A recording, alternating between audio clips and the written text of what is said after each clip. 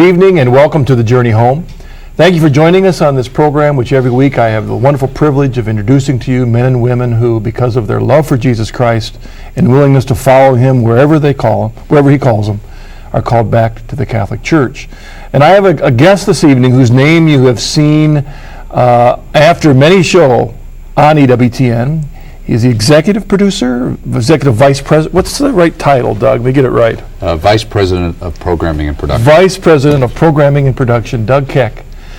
He was on the program, the first anniversary show. We switched seats. Mm-hmm. You've seen Doug on his bookmarks programs. You've heard his voice on the catalog show, other things. He's always behind every program that is produced here on EWTN. But I thought it'd be great to get back at him and have him back on the Journey Home program to talk about his own journey of faith. Doug is a lifelong Catholic, but like so many, go through a time of struggles, distance, confusion, but through the grace of God, come back to the church. So Doug will tell us about the importance of being Catholic. That's the theme for tonight's program. And if you want to give us a question, call us at 1-800-221-9460 or send us an email at journeyhome@ewtn.com. Well, Doug, I got you on the side. You certainly did. Hi, Marcus. How you doing? Great to have you on the program. I know you've probably always figured that this wasn't the place for you to be on the Journey Home program, but I think your witness and testimony is very important. Well, certainly I thought it was more comfortable on the other side when I got to interview you about your journey. That was a lot easier. And that's why I'm doing the hosting every week, because I'm more comfortable here too myself. Same thing, interviewing book authors is a lot easier to ask the questions. That's right.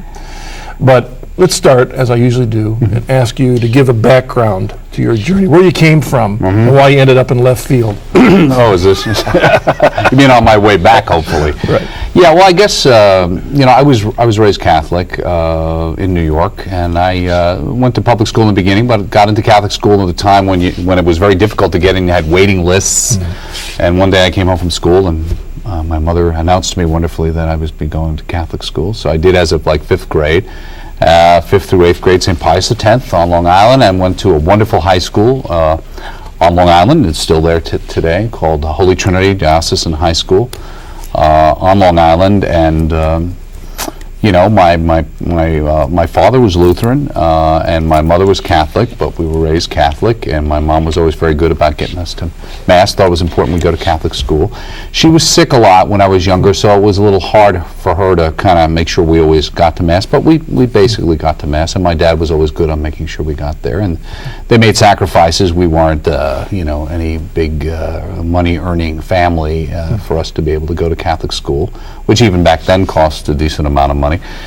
So that was always very important, and certainly high school was a very wonderful community experience for me, and it was a wonderful place to go. And you went to Mass and did other things, but it was a time in the early 70s when a lot of the things were kind of changing, and I can remember certainly having started off on the Baltimore Catechism, then suddenly feel this change, and reflection on the teachings that you got in your religion classes per se from the sisters, and so the sisters' habits change, and the way they spoke about things, and kind of the shift in maybe some of the importance from. I think anybody from that period would remember from a more catechetical, dogmatic kind of teaching thing to a more relational oriented type basis, and that's how I really went through high school, and it was great, but the focus wasn't necessarily on that kind of catechetical Catholicism. It was more along the idea, I would say, that you're a good person and be a good person, and it was a time of great I think outward reach of the church to ecumenism, where I can honestly say, I can't say that somebody ever taught me this, but I certainly had the generic idea that one version of Christianity was basically the same as any other version of Christianity. Probably as a young man, then, while this was happening in our culture and in our churches in America, that you just were a part of the conveyor belt of that, seeing, not really recognizing what's happening to you, but just being a product of that time in many ways. You went to Mass, though, and you had religion classes all through? Yeah, but I think as anybody who went through that period, it was a time of the folk masses were starting, where I guess the focus tended to move a little bit maybe off of kind of what we were there to do as opposed to what we were getting out of it, kind of became.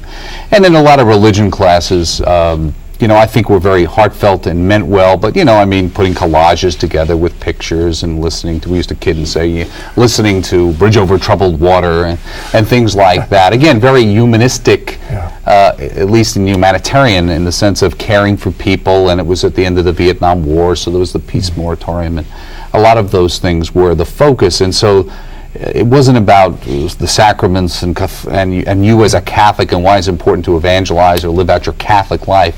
It was more along the lines of, you're kind of the anonymous Christian, and, as long as you're a good person, it's okay. Where'd that leave you then, when you left high school and you get out there in the real world? Well, I guess where it left me was where I went along, as I think you so much put it, I just continued to live my life with the idea that, I was never not Catholic. Somebody asked me, what are you? I'm Catholic. Did I go to Mass? Well, I went to Mass when my girlfriend, who's now my wife, thank goodness, would drag me to Mass, and we used to kid about there was one priest who could do the Sunday Mass, not even during the week, in 20 minutes, and that was great on a Saturday afternoon, especially in the old days in an auditorium where there was no air conditioning.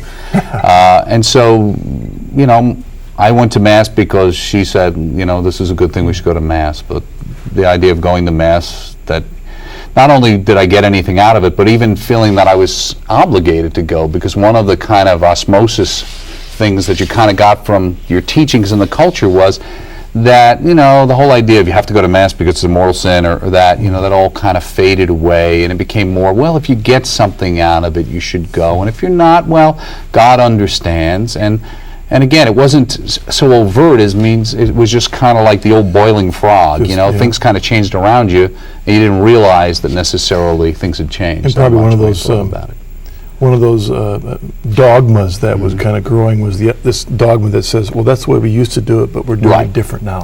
This became a new dogma, right? Well, exactly, because I remember, going to the local parish to go to Mass, because a lot of times we'd go to Mass at the chapel at the school, which was wonderful, and at the time I didn't realize it's kind of interesting because there's a marriage encounter connection, but they actually had what were called dialogues with, the priest would talk to people sitting in the chapel, during the homily, and this was kind of very progressive kind of thing, and then you'd go to the regular parish, and it was much more staid, much more old style, and even what got taught or what got said, and I kind of got this, now I view it as almost a little bit of Gnosticism, but this kind of like, we had the special knowledge where we kind of realized, gee, these people in the parish, they're really behind the times, the churches, we're over here and we're moving in this direction, and all these wonderful things are happening, and they really just don't understand what's happening.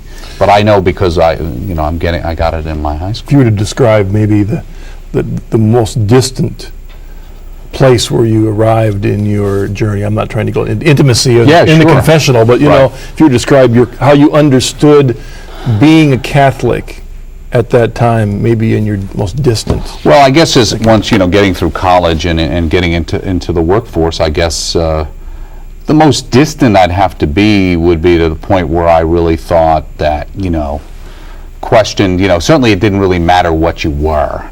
And then, the Genesis stories were really real, and the heaven thing, well, maybe there was some sort of like amorphous kind of pool of energy that we all ultimately ended up into, the kind of the Star Wars kind of mentality, thinking there was probably something, but if there was, it wasn't something that was really particularly going to judge what you were doing. But even with that, I would have always said to someone, if they asked me, well, what are you? I would have said, well, I'm Catholic.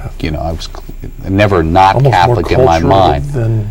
Cultural Catholic. Spiritual. It's kind of like, I know, and sometimes where I came from, they used to talk about cultural Judaism. There were people that I knew who were Jewish in the sense of their ancestry and how they were raised initially, but as far as going to temple or anything like that, or to a synagogue, that was not part of their lives. And so I think there was a certain amount for myself that was probably that kind of cultural Catholic, You were, it sounds to me like a card-carrying indifferentist, and it doesn't matter what church you go to, they're all whether equal or have a little bit of the truth. It's weird because I would say I would never.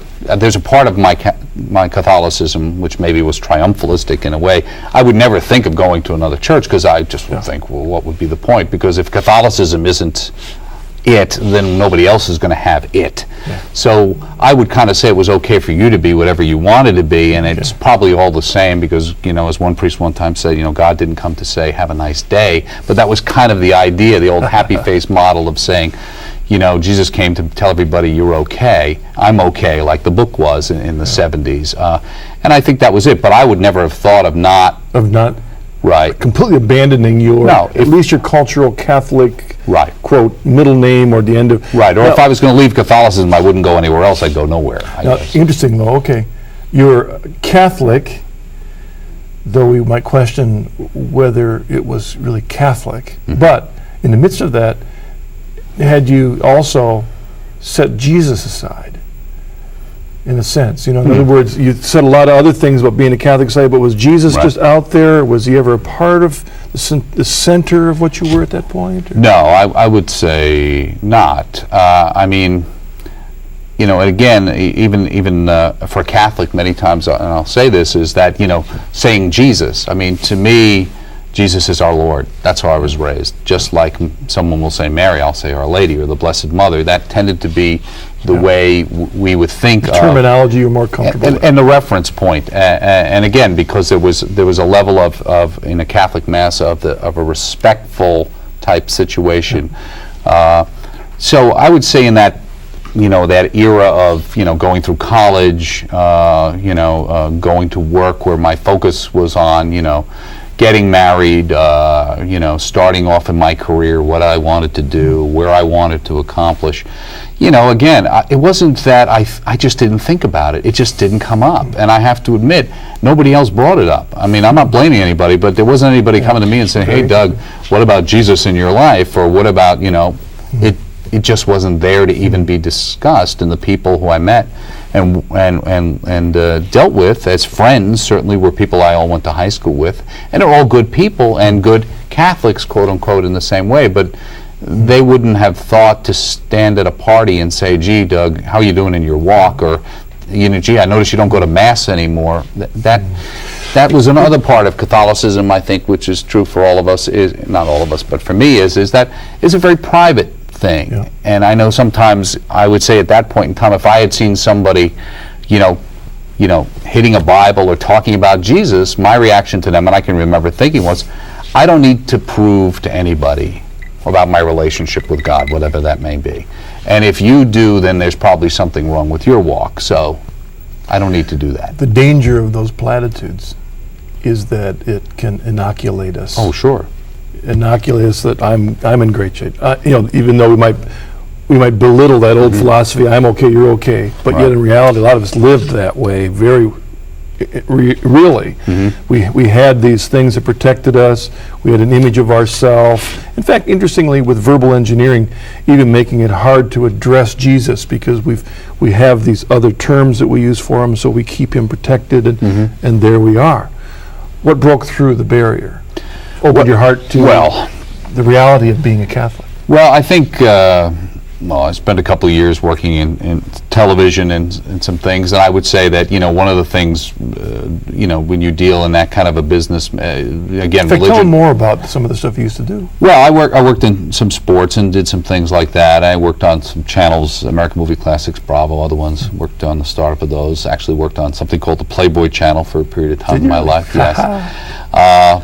Which obviously I'm going to be spending a lot of time in purgatory about, but anyway, and I don't mean to confess it to a few people. I don't mean to say that lightly at all. It's not something that I'm proud of. But I think what's interesting, and the only reason I bring it up, it is important, because it addresses where you were. Right, and the thing that strikes me about that is that I remember when I worked on the channel. I didn't work for them, but I worked on the channel.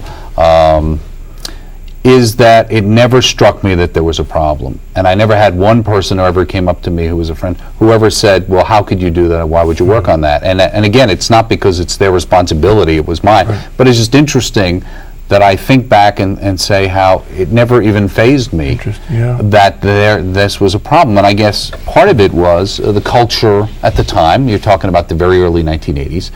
Of where we were coming out of the 70s. And likewise, I think cable television, where things were a little more realer than they had been on broadcast television. And it just never struck me that there was a problem with it. I don't know, I guess I was so numbed, or else, I hid it. But I can honestly say I don't really remember thinking, oh, there's a problem, but I'm not going to think about it. It was a job, and that's what I was doing. The numbing of your conscience. I mean, isn't that rampant in America, in our world? Well, and the point with the numbing that I would have to say too is, I working with the people who worked on it, I can tell you that that kind of material, in my opinion, numbed a lot of people's consciences, and especially in a negative way for many men that I saw towards women, and clearly I would tell anybody that it's a very, very dangerous material, in the sense of that genre of material. So what got you? What started awakening your Well, I guess what started, I got married in '79 to my wonderful, loving bride, who I went to high school with, who, thank goodness, stayed with me and kind of guided me through. And some people wondered for a long time why she ever married me. They probably wonder still now, our friends of ours. But I guess what happened was I had worked on some channels and worked on some different things. I met here and there some famous people, not lots of famous people, but enough. I worked in sports for a while. I'd met some famous people, the New York Yankees, the New York Mets, Mickey Mantle, people like that. And I really started to walk away from my life. I went to the Mets World Series victory in the 7th game, and I was there for that. And I was at the victory party. Got to do all these things I always thought growing up as a kid were going to be wonderful.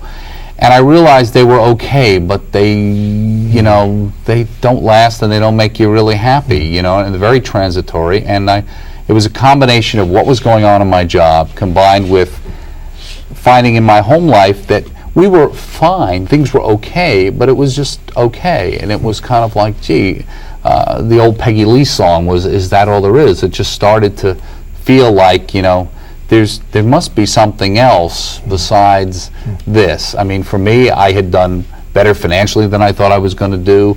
I got to work with, like I said, some famous people, and yet, it was just still, gee, there's something missing, there's something wrong. I had a son born in 1986, my son Matt, a gift from God. We had a lot of trouble conceiving Matt, and we finally were able to, a gift from God. But there was always some difficulties. We weren't quite sure what was wrong. They thought he was attention deficit. We found out later that he's a high-functioning autistic. Thank goodness at the time I didn't know what autism meant. But that was something that, another factor into my life that wasn't as perfect or as house beautiful as I was thinking my life in television, a successful TV person, whatever, with the 2.5 kids or whatever we were supposed to have. It was something else that wasn't quite working out. And I remember, friends of ours had invited us. This is really what happened. Friends of ours we went to high school with invited us. They were having an anniversary mass for their 10th anniversary.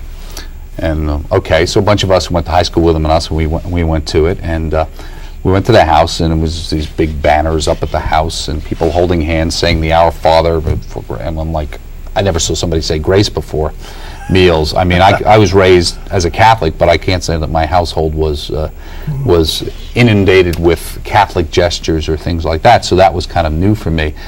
But the biggest thing we had both noticed, because all our friends were looking what's going on here, is that there had been such a change in that couple, especially the husband, who I had known not that well, but who I had met once and whose big focus in life a couple of years before was to break the bank in Monte Carlo. Had started his own company, got heavily into debt, and that's the last thing I had heard. And now all of a sudden he's up on the deck dancing with his wife, while everybody's singing a Catholic song, and so it was a big, big change.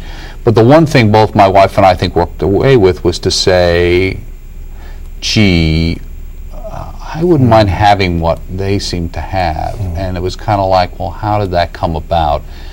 And all the people there were from Marriage Encounter. And that was the first time I had heard of Marriage Encounter in years, from the little stickers, because it had been very popular on Long Island in the mid 70s, but I really hadn't heard anything about it. And this was G88 I'm talking about now. And we got a card from them for Christmas that said, to my wife, basically, you deserve it. And she said, yeah, we do, and I do. I want to go. And I said, hey, this is great. I like these things. It's like high school. I can, a little wine, some cheese. I can sit around and tell everybody how they should live their lives or pontificate about whatever. And this will be good. Now, little did I know that it was going to be much, much different. And I guess I was also open to it at the time, because by then I can remember thinking when, what was missing, that wherever the voice came from inside my head that said to me, maybe it's God. And I remember standing in a place and going, that's interesting. I hadn't thought about him in a long, long time. And then the Marriage Encounter weekend was within 2 weeks of that, and that really was what at least got me to wake up. Yeah. Where was your wife in this whole part of her journey? Was her Catholic more alive for her? Yes. Catholic faith? Yeah, I think she was raised in a house. Both parents were Catholic. They went to all through Catholic grammar school and high school. She was a person who went one summer to mass every during the week as well as through Sundays.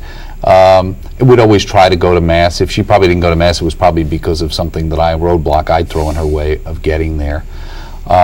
So she felt she got something out of it. I remember having a discussion, about, well, what are you bothering, going to mass for? And I said, well, I kind of get something out of it, because there had been times when she hadn't been able to go, and so she was always more connected than I was, but it wasn't like she was saying the rosary at night hoping that Doug would go back to church, kind of a thing.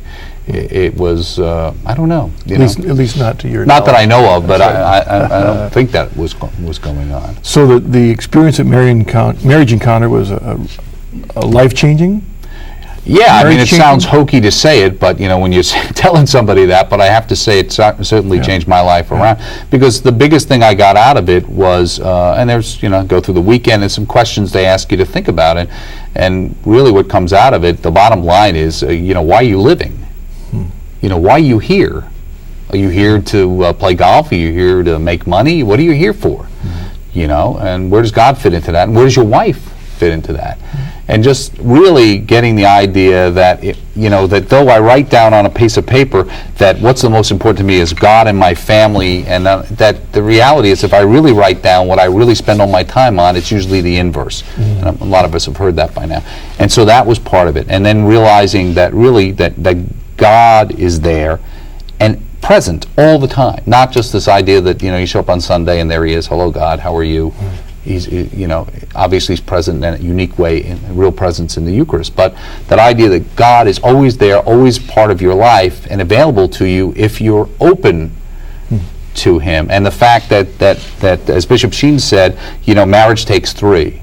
It's you, your wife, and God in the center, and that walking away from that idea that everything in my life, going forward, if it was to work, needed to start there and work itself out from that core center. And that the image that they give you is that there's no greater mirror of God's love for you or the church. How Christ loves the church is the way you love your wife or your wife loves you. And that was really the thing that made me realize that, all I can say, I really came off the weekend like, wow, my whole life had been revitalized, and that was the first big step. Were there any other things then that brought you closer? Yeah, well, I had a friend of mine who, I remember right after the weekend, our friend said to us, oh, this is wonderful, this is great, because they had gotten us to go on the weekend, the same couple, and she made some reference about, and the love of the Eucharist, and I remember thinking, yeah, okay, but I wasn't quite there yet, Jesus is really there, but, this love, and remember her talking about how God is relentless, that when he kind of gets your attention, he stays on you in a positive way, but that he doesn't let you go.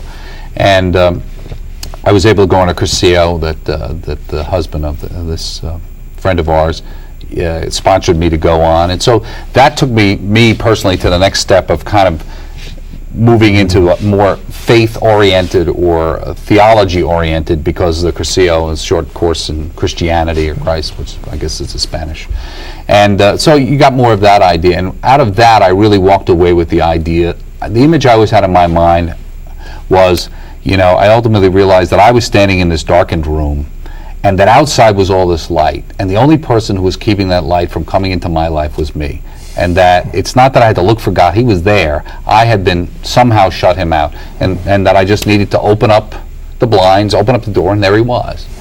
And I'm not saying I've succeeded at that, but at least I understood now that that's what I needed to do. But you're seeing it affect your life. And Right. I know one thing, the fact that you're here and not where you were, Right. is that my guess is that whole change in your heart helped you see the numbness, and it affected your own career. Talk a bit about that. Right. How soon was that in the midst of this? Well, figure this was 90, middle of 1990 is when I'm in my Cursillo. And then what I started doing is, I started flipping by the channels, and sure enough, I saw, Mother Angelica, this nun, and I saw some other Catholic programs, and I slowly got to understand there was something called EWTN, which I had never heard of, even though I had been working in cable TV for like 10 years. I just started watching the programs, and I found that the more I watched them, the more drawn in I was, and the more hungrier I got for the faith, And I'd find myself, because it wasn't carried full time, that I'd wake up in the middle of the night, and I'd go in and catch Father Groeschel or Father Rutler or something, and then I started videotaping it overnight and putting the videotapes onto audio cassettes so I could listen to my car. And slowly it was building up that faith, and I was becoming more like my friend's husband. He was very evangelically oriented in the sense of the faith. He had really caught fire as a Catholic, and I was getting more like that. And we had thought, as much as marriage kind of was great for us, he was a little bit out there. And now my wife started seeing me getting a little bit out there, and so it was kind of an odd situation, because at one point in time, suddenly Doug was Joe Catholic, or getting to be Joe Catholic, and quoting the scriptures or talking about the catechism or saying some other teaching, and Terry was still a little more, my wife, a little back on the other side. And I remember one of the big things for us was the pro-life thing. I'd always been, I was in high school when Roe v. Wade happened. I could tell you that there was that I saw a big outcry against the decision at the time where I was. A lot of people thought at that time, oh, well, this will mean no unwanted children, and those kind of things like that. All those canards that we now know were obviously lies. But at the time, seemed to make sense, And so that I was always pro-life in the sense of saying, well, like the phony argument, well, I'm personally opposed, but, I don't want to stop anybody from doing what they want, right? But one day I remember watching something, I would remember just thinking the scales fell from my eyes, and I was like, it was so clear to me that this is just innately wrong. And as part of that, I really felt like I had put on a set of glasses, and suddenly my entire worldview changed. The things that I saw as important, the things that were, my family, life, my relationship with God, and all of those things. There was like a paradigm shift, to use that phrase everybody likes to use, where suddenly everything adjusted, and suddenly it clicked into focus, and it was much clearer what was right and what was wrong. And of course, the interesting thing was you'd talk to your friend, and they hadn't gone through that shift, and so they're different universes. Yeah, right. You can kind of talk at each other, and so for my wife, that was a thing, because she had, she grew up in the Ms. era too, and as much as, if you go back to that time period in the 70s, I don't care how many good women you had, you still had a lot of pressure to be in that kind of a little bit on the, I got to take care of myself, and women need to be, raised up. But it also affected your journey, and here you are at EWTN, using all the skills you learned back then, and now I'm not so sure about that, but but guiding us here in all of our programmings. We need to take a break, so stay with us. We'll be back just a moment with your questions for Doug about his journey, and also about this important issue of being a Catholic.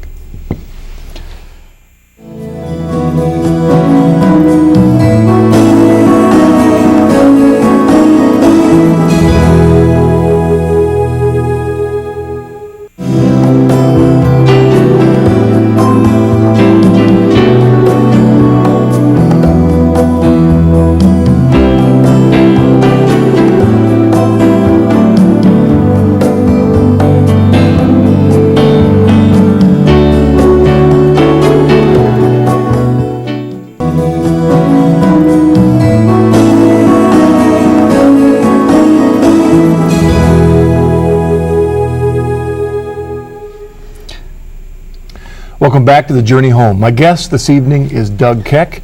You've seen his name on every program that's produced here at EWTN. And it's good for you to know a little bit about his journey, because it's because of his journey that shapes what he wants to happen here in the kind of programming.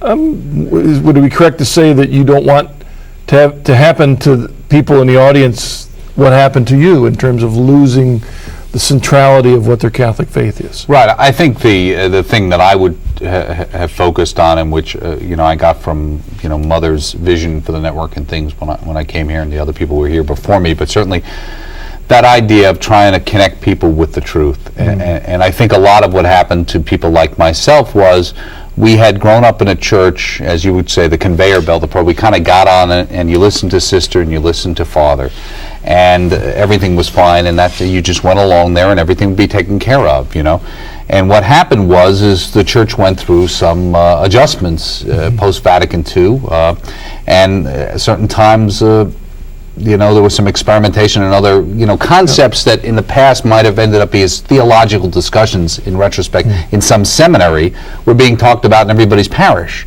And suddenly all of these things became, okay, yes, what do you do? The bottom line is when you have 25 voices saying everything, you end up saying, well, ultimately you decide because your conscience is king. And which one is the church? Right.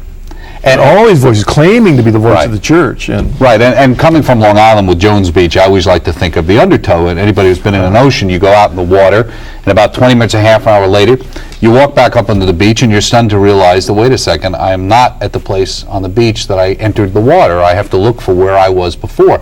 And I have been imperceptibly moved down the beach without even knowing it.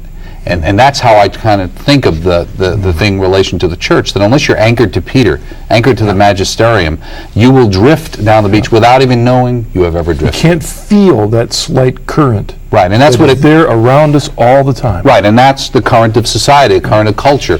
And that's, I think, what a lot of us went through, in the 70s as Catholic. We just we got caught in that flow, and we kind of moved along there. We didn't realize that we had moved so far until you have an experience, a situation where you stop and look back and say, where have I been? What have I been doing?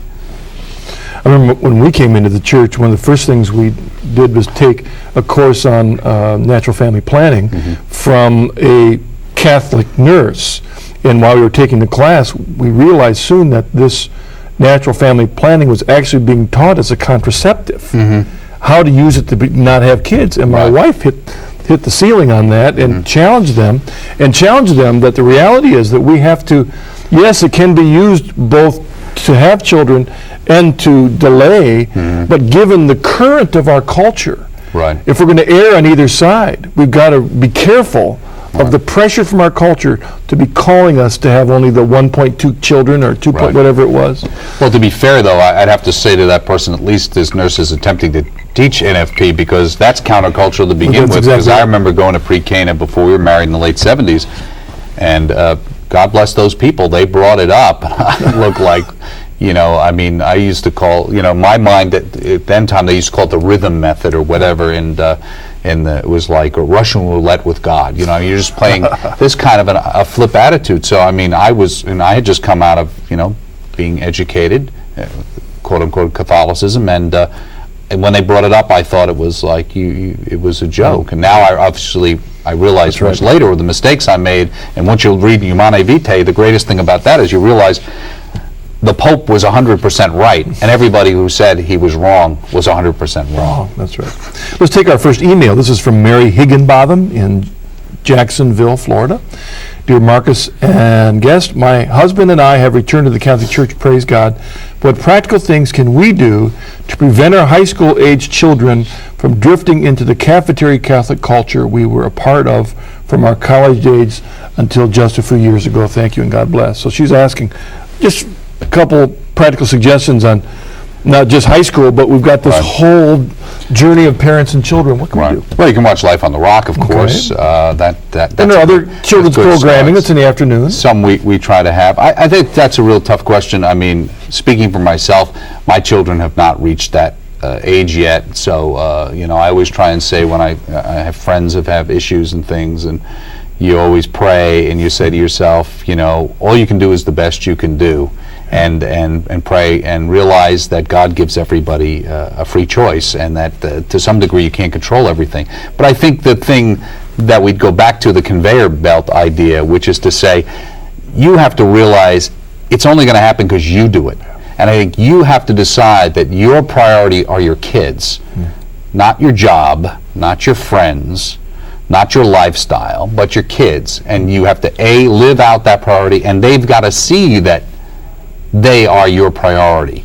I can't guarantee what will happen, but I think that unless you do that and realize that in loving them and caring for them and inculcating the faith, and I think there's a study out that said basically the best indicator of future church going is the amount of what kids see their parents do. Yeah. You know, if the parents not only go to church but live out their faith in their everyday life, and they see their parents not only talk the talk but walk the talk, they're much more likely, regardless of the eddies that they might go and the vicissitudes of life as you go through college and everything, in the questioning period that's a natural part of life, in many cases, that strong undercurrent, that positive, that hold will be there, that background will be there to save them when things really get tough. It reminds us of that parable of planting the seeds. In the end, as parents, we can't guarantee anything. What our children end up is their choice, Right. as they follow the leadings of God and the struggles with the current. But we've got to plant the seeds. And Right. the conveyor belt, we can't presume Right. that it's just going to happen. We have to close the sale Right. on our children. We have to take a chance to talk to them about Christ, talk to them about the importance of the church, talk to them about the issues. We can't leave it to anybody else. Right. Thankfully, we have the EWTN network that can add Right. helps to us, We hope. Right. but it's really up to us. Right. Let's take this next email. Miriam from Brookfield, Marcus and Doug, does working at Catholic Network present any hardships on your family? I work in a pro-life ministry, which I feel God has called me to do, but sometimes I am overwhelmed by the difficulties that occasionally arise from my work. Keep up the good work. Right. Well, I would say the greatest difficulty, I would say, probably was the fact that I lived in New York and now I live in Birmingham, Alabama, and I had a family, a young family, and a wife who was very connected with her family, and so the major sacrifice was the willingness to move to another location. I would say that was a major sacrifice, especially for my wife, and I think the thing I would say to anyone working in this kind of a situation is that, again, going back to the marriage encounter days, it really does take a joint decision. Yeah. The two of you have to be of one mind. Otherwise, I think there can be difficulties. I think as far as anything else, well, obviously the only other thing is that anybody who certainly works at EWTN knows that what the network as a nonprofit can afford to pay someone is nowhere near what many people doing like jobs would make in the other, in the industry, other places, and did make. And so those can be some adjustments, but I always thank God because He allowed me to make more money for a little period of time, more than I thought I was going to make. And I always tell the story how, somebody whispered in my ear and said, someday a job will come along that you'll want to take that won't pay a lot, and you should save for that. And that's what I tried to do. And so in my case, maybe it hasn't been quite as difficult, and certainly being front lines in a pro-life thing, I would think, and dealing with those realities directly, as opposed to as much as it's interesting for us to be still working in a television venue, maybe probably is even tougher than what we have to do here. All right. Let's try to get some more callers and phone emails in. Our first phone call, this is from Robert. What's your question for Doug? Doug, I was wondering how you view your past life in the New York media market now that you're so involved in Catholic culture, especially here at EWTN. Thank you, Robert. Well, how do I view it? I guess in a lot of ways it's kind of like sometimes I think of things that happened and they seem surreal. Things I worked on or the way I thought about something at the time. It's almost like a disconnect. It's like, And I was lucky in a sense because one of the reasons that I ended up making the decision to come here was I started to be put in situations where prior to my conversion I didn't really have any qualms about, and post kind of my reconversion I started having qualms about particular things I was working on or promoting. Not that the organization was doing anything wrong per se in the business, but just culturally working on a music channel or something that might be as bad or worse than MTV, and saying, is this really what my legacy should be, helping to promote something like that? And so when I think back on it now, I realize that, as we talked about before, I was kind of numb to a lot of it. I didn't see it until after the fact. Now I realize that, and I'd like to believe, hopefully, that EWTN is that oasis, that alternative for people throughout the country, throughout the world, to touch base and realize that they're not crazy for trying to live out their Catholic faith, and that there are other people out there who are trying to do it, regardless of what the media tells them. And I can tell them from working in the media, believe me, the media is not pro-religion. Yeah, the real struggle's there. And we'll all stand before God one day for what we've done and how we've used our time and effort and gifts. And God doesn't always call us to work in a religious environment. Most of the people, in fact, watching the show do not have the privilege to work in a... Which it is. It is a privilege, It's a great privilege. But it doesn't mean that where they are called, where they are, isn't exactly where God calls them to be a light in that environment. We're supposed to bloom where we're planted. What is the expression? That's right. This is an email from Lillian, Victoria, Texas. Doug, I love your bookmark show. God bless you and your family. My grandbaby has Down syndrome, and although my daughter and her husband have baptized her, I am afraid that they won't really give her a Catholic education because of her handicap. Is there anything I can do or something her parents should read that would help them raise her as a good Catholic? Well, I do have a special needs child who's a high-functioning autistic, Matt, who will be 15 this year, and I'd have to say I apologize for not having a suggestion, even though I do a book show, to say this would be a good book for you to read. The only thing I would do is encourage that person to realize that special needs children are really, in my mind, this isn't a theological perspective, they're like angels. They're closer to God than the rest of us. They have that kind of childlike nature that Christ talks about, that in some ways the rest of us get rid of on our wonderful journey through life, that they hold on to.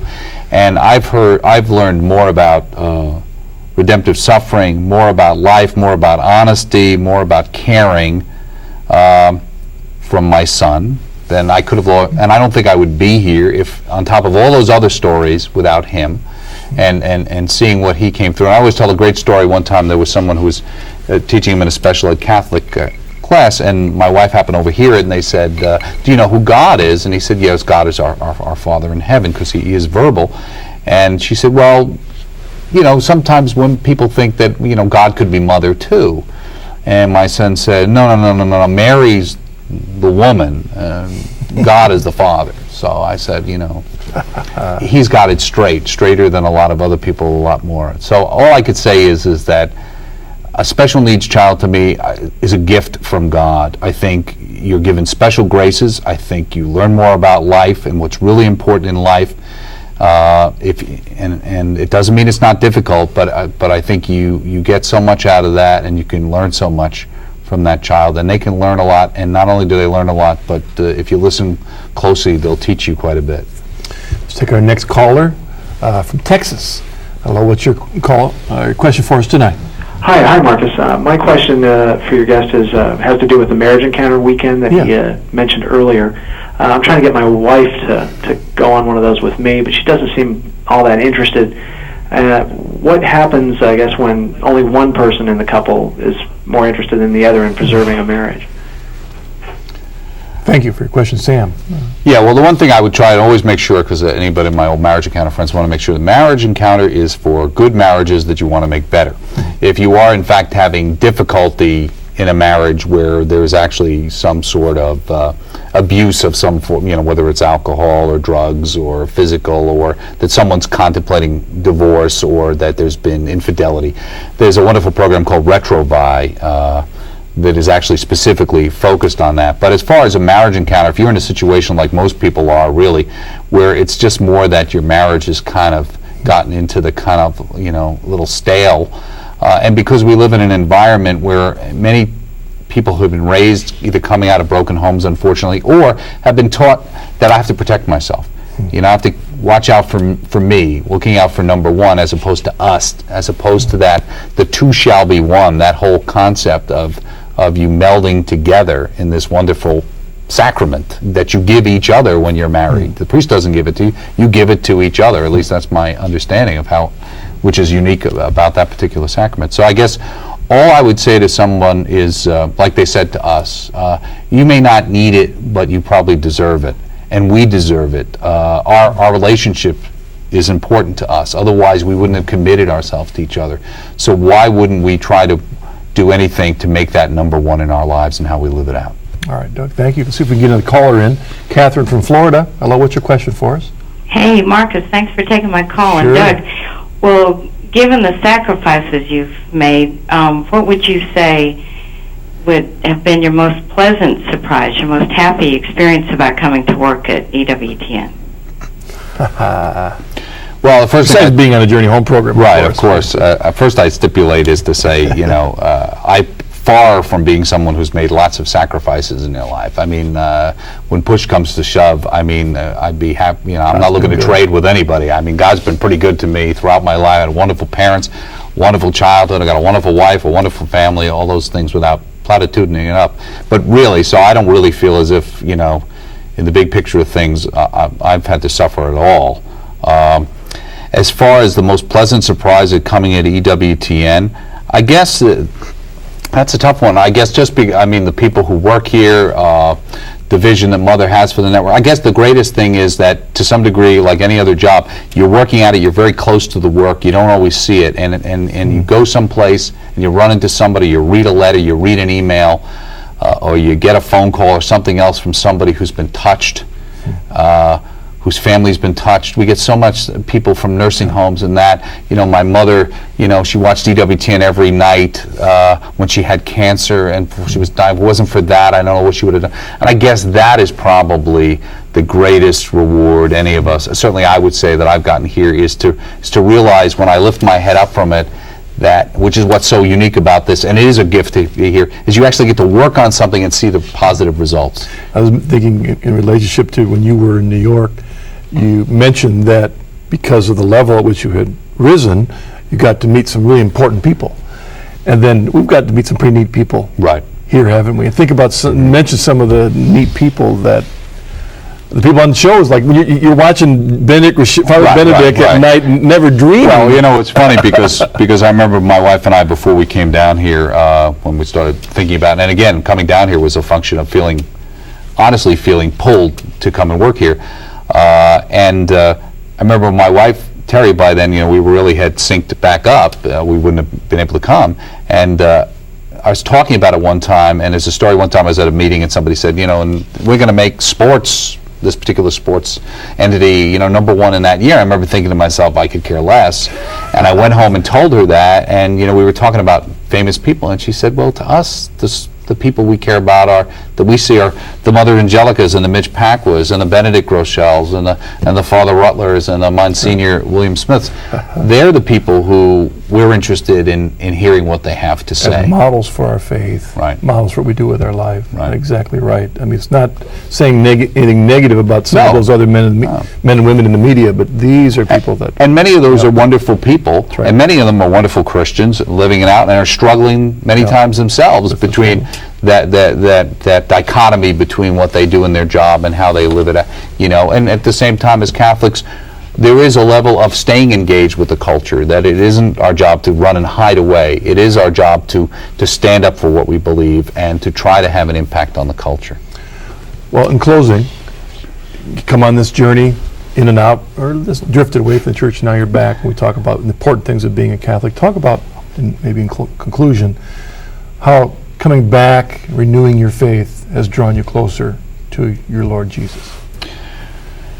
Yeah, I know that certainly the point in my mind is that I felt hollow for a period of time. I remember just being kind of empty and almost like, I could almost feel the inside as being hollow and burned out.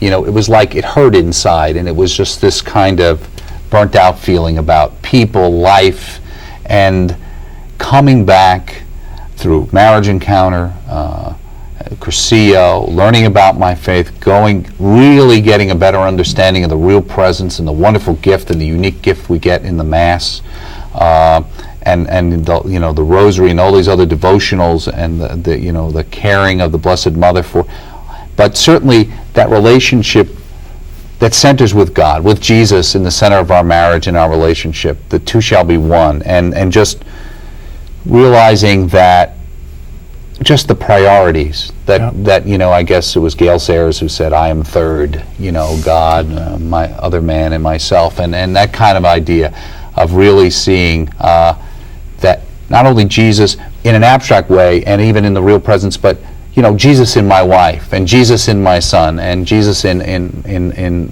people I try and deal with. Not that I always succeed, but at least there's some level now of trying to step back even when I overreact, to say, well, wait a second, this is a person just like me, a child of God. They're somebody's child, they're God's child, and that I need to respect them for that. Doug, thank you for joining us on the journey home. Thanks for having me. I hope and for sharing it with all the folk that see your name every week in all the different programs around here. Thank you for the work you do here. No problem. Stay with us. We'll be back in just a moment for some closing thoughts for the journey home.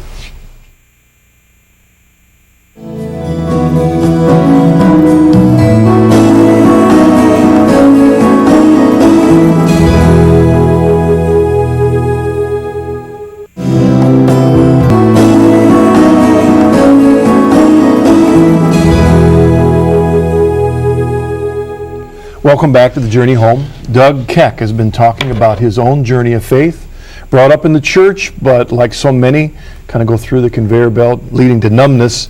But yet the Lord, by His grace, awakening within in him this question, there's got to be more than this, and then God answering that question.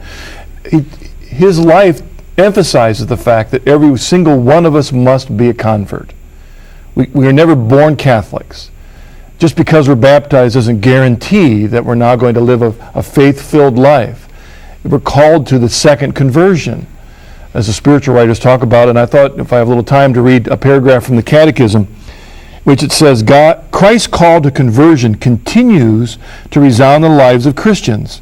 This second conversion is an uninterrupted task for the whole church, who, clasping sinners to her bosom, is at once holy and always in need of purification, and follows constantly the path of penance and renewal.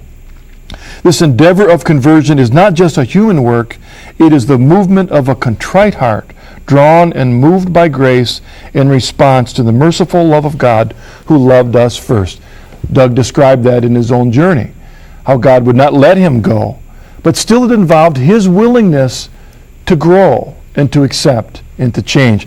And then the Catechism quotes St. Ambrose saying of the two conversions, that in the church there are water and tears, the water of baptism and the tears of repentance.